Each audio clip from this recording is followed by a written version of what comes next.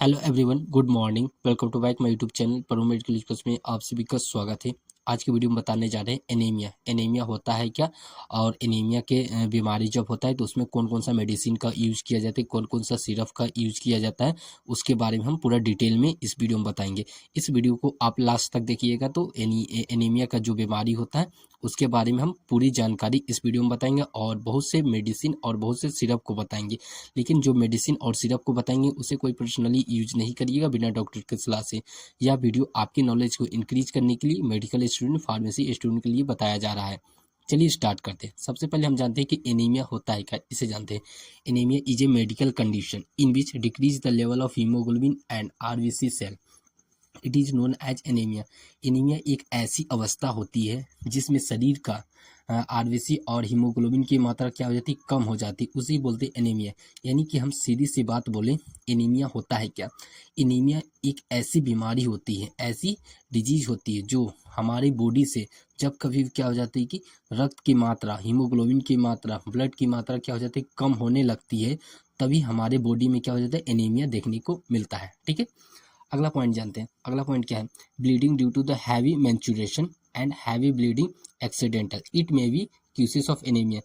क्या होता है कि जब कभी किसी कारण से शरीर से क्या हो जाता है कि रक्त बाहर जाता है तो यह एनीमिया हो सकता है। जैसे कि एक्सीडेंट होने पर, सर्जरी के समय और मानसिक धर्म के समय क्या हो जाता है, रक्त बाहर निकलने पर।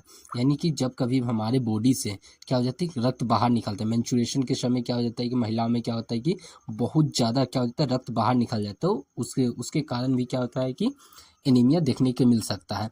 या बोल सकते हैं कि कभी भी क्या हो जाता है कि कोई भी गाड़ी से क्या हो जाता है कि कहीं भी एक्सीडेंट हो जाता है, किसी कारण से हो जाता है, उस समय क्या हो जाती है कि हीमोग्लोबिन की मात्रा और ब्लड की मात्रा हमारे बॉडी से बहुत ज़्यादा बाहर निकल जाता है, तो उस कारण भी क्या हो जाती है कि हमारे बॉडी में क्या होता है कि एनीमिया को देखने को मिल सकता है। ठीक है, अब हम लोग अगला पॉइंट के जानते हैं कि anaemia also due to the kidney disease. Kidney produce the erythropoietin hormones which help to formation of RBC.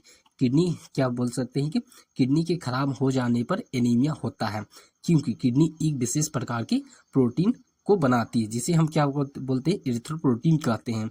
या आरबीसी को बनाने में क्या करता है, मदद करता है। यानी कि बोल सकते हैं कि जब हमारे बॉडी से क्या हो जाता है कि किडनी खराब हो जाती है तो क्या हो जाता है कि हमारे बॉडी में एनीमिया को देखने को मिलता है।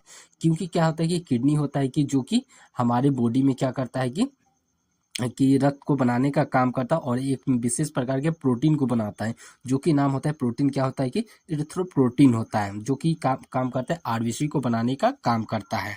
ठीक है, यहाँ तक आप लोग को पूरा क्लियर होगा। अब हम लोग जानते हैं कि सिम्टम्स ऑफ एनीमिया, यानी बोल सकते हैं उसका लक्षण कौन कौन सा होता है, उसे जानते हैं। पहला पॉइंट की बात करें तो क्या हो जाता है, फटीग्यू। फटीग्यू मतलब हो जाता है थकावट होना। क्या हो जाता है कि जब कभी हमारे बॉडी में क्या हो जाता है, एनीमिया देखने को मिलेगा तो उस समय क्या हो जाता है कि बहुत ज़्यादा क्या हो जाता है, थकावट देखने को मिलेगा।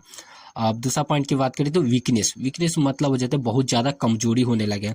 आपके बॉडी में एनीमिया का किसी प्रकार से एनीमिया होता है तो उस टाइम क्या हो जाता है, सिम्टम के रूप में क्या हो जाता है, लक्षण के रूप में क्या हो जाता है कि वीकनेस और थकावट आपको देखने को मिलेगा। ठीक है, और क्या हो जाता है, पेल एंड वेलिश क्या हो जाता है, स्किन, त्वचा पे क्या हो जाता है, हल्का पीला रंग टाइप का होने दिखता है जब आपके एनीमिया का क्या हो जाता है, डिजीज यानी कि बीमारी हो जाता है तब।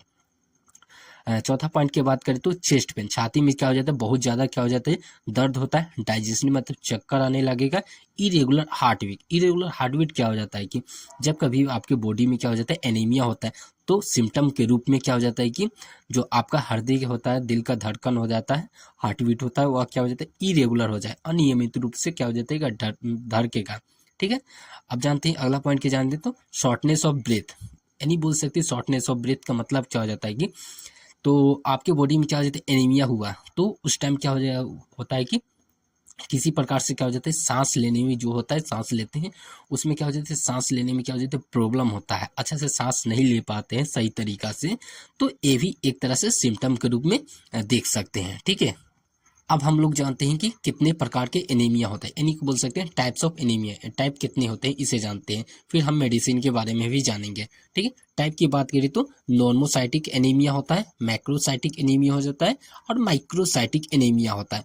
ये तीनों को हम पूरा डिटेल में हम जानते हैं। पहला पॉइंट की बात करें तो क्या हो जाता है कि नॉर्मोसाइटिक एनीमिया पहला है। नॉर्मोसाइटिक एनीमिया क्या होता है इसे जानते हैं। आरबीसी का आकार और आकृति क्या हो जाती है समान होती है, पर आरबीसी की संख्या और हीमोग्लोबिन क्या हो जाती है कम हो जाती है।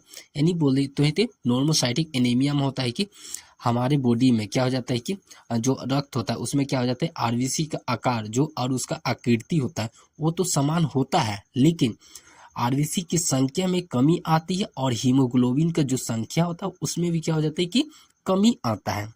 अब एग्जाम्पल के तौर पे देख सकते हैं। एग्जाम्पल की बात करें तो प्रेगनेंसी के समय आपको ये देखने को मिल सकता है, एक्सीडेंटल के समय और क्रोनिक डिजीज के समय। ये सभी तीन जो है कि एग्जाम्पल है, ये 3 पॉइंट में आप देख सकते हैं। ये सभी में क्या हो जाता है कि आरबीसी की संख्या में कमी होता है और हीमोग्लोबिन का भी क्या होता है कम हो जाता है। ठीक है, अब हम लोग जानते हैं दूसरा पॉइंट की बात करें तो मैक्रोसाइटिक एनीमिया। मैक्रोसाइटिक एनीमिया क्या हो जाता है, आरबीसी का आकार क्या हो जाता है बड़ा हो जाता है और आरबीसी की संख्या भी क्या हो जाती है कम हो जाती है और हीमोग्लोबिन क्या हो जाती है कम हो जाती है। यानी बोल सकते हैं कि मैक्रोसाइटिक एनीमिया में क्या हो जाता है कि जो आरबीसी का आकार होता है, जो आरबीसी की संख्या हो रेड ब्लड सेल का संख्या होता है, जो होता है साइज होता है उसका क्या हो जाता है बड़ा हो जाता है और उसकी संख्या में भी क्या हो जाती है कमी आ जाती है और हीमोग्लोबिन जो होता है वो भी क्या हो जाता है कम हो जाता है। किसमें, मैक्रोसाइटिक एनीमिया में। और नॉर्मोसाइटिक एनीमिया में हम देखेंगे कि आरबीसी की संख्या में और हीमोग्लोबिन क्या हो जाती है कम हो जाती है कि नॉर्मोसाइटिक। और मैक्रोसाइटिक में होता है कि आरबीसी की संख्या कम होती है, हीमोग्लोबिन क्या हो जाता है कि कम होता है और आरबीसी का आकार जो हो जाता है उसका लेंथ होता है वह क्या हो जाता है बड़ा हो जाता है। ठीक है, अब तीसरा पॉइंट की जानते हैं कि जो लास्ट पॉइंट होता है क्या होता है कि microcytic anaemia. Microcytic anaemia RBC का आकार क्या हो जाता है छोटा होता है और आरबीसी की संख्या में क्या हो जाती है कमी आ जाती है और हीमोग्लोबिन भी क्या हो जाता है कम हो जाता है। जो होता है कि माइक्रोसाइटिक एनीमिया में होता है कि आरबीसी का जो आकार होता है वह क्या हो जाता है छोटा हो जाता है, बहुत छोटा हो जाता है। तो और क्या हो जाता है कि उसका हीमोग्लोबिन कम हो जाता है और आरबीसी की संख्या में भी कमी आ जाती है। तभी हमको देखने को मिलता है क्या हो जाता है माइक्रोसाइटिक एनीमिया। एग्जाम्पल के तौर पे बात करें तो आयरन डेफिशिएंसी एनीमिया, जो आयरन की कमी के कारण होता है माइक्रोसाइटिक एनीमिया होता है। ठीक है, अब हम लोग जानते हैं कि लेबोरेटरी डिजीज ऑफ एनीमिया। हम बोल सकते हैं इसको हम कैसे पहचाने, कैसे हम इसको पहचाने कि हमारे बॉडी में क्या हो जाए एनीमिया हुआ है। ठीक है, सीबीसी के टेस्ट की मदद से हम पहचान सकते हैं कि हमारे बॉडी में एनीमिया हुआ है कि नहीं।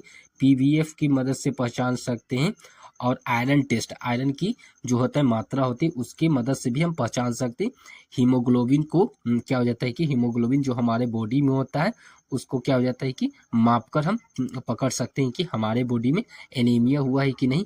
और विटामिन B12 की कमी के कारण भी क्या हो जाता है कि विटामिन B12 जो होता है उसकी मात्रा सही है कि नहीं है, इसकी मदद से भी हम पहचान सकते हैं। एंड लास्ट पॉइंट की बात करते हैं फोलिक एसिड लेवल, जो हमारे बॉडी में फोलिक एसिड होता है उसको क्या हो जाते हैं सही है कि नहीं है। फोलिक एसिड जो होता है वो हमारे बॉडी में जो लेवल होता है उसका सही है कि नहीं है, इसकी मदद से भी हम पहचान सकते हैं। ठीक है, अब हम जानते हैं कि इसको हम जब हमारे बॉडी में किसी प्रकार से एनीमिया रोग होता है तो उसको हम कैसे ट्रीटमेंट करें, कौन कौन सा मेडिसिन का उपयोग करें और कौन कौन सा सिरप का उपयोग करें, इसे जानते हैं। पहला मेडिसिन की बात करें folic acid tablet. Folic acid का टैबलेट के फॉर्म में आता है जो कि एनीमिया के रोग में उपयोग किया जाता है। ठीक है, इसका डोज तो ऐसे पेशेंट की कंडीशन के हिसाब पे ही डोज दिया जाता है। ठीक है, अब अगला मेडिसिन की बात करें तो फेरस सल्फेट। फेरस सल्फेट होता है जो कि इसका भी उपयोग किया जाता है। फेरस ग्लूकोनेट होता है, ये भी क्या हो जाता है मेडिसिन के फॉर्म में आता है। और क्या हो जाता है कि एपोटिन इंजेक्शन होता है, ये भी क्या हो जाता है कि एनीमिया के रोग में यानी कि बोल सकते हैं बीमारी में उपयोग किया जाता है। ठीक है, अब हम जानते हैं कि सिरप की बात करते हैं। फेरस रेड सिरप होता है जो कि एनीमिया के रोग में उपयोग करने वाला बेहतरीन सिरप होता है, जो कि क्या करता है आरबीसी की संख्या को इंक्रीज करने के लिए, हीमोग्लोबिन को इंक्रीज करने के लिए फेरस रेड सल्फेट का उपयोग किया जाता है। इसका डोज की बात करें तो 5 ml OD दिन में एक बार ही इस्तेमाल किया जाता है फेरस रेड सिरप का।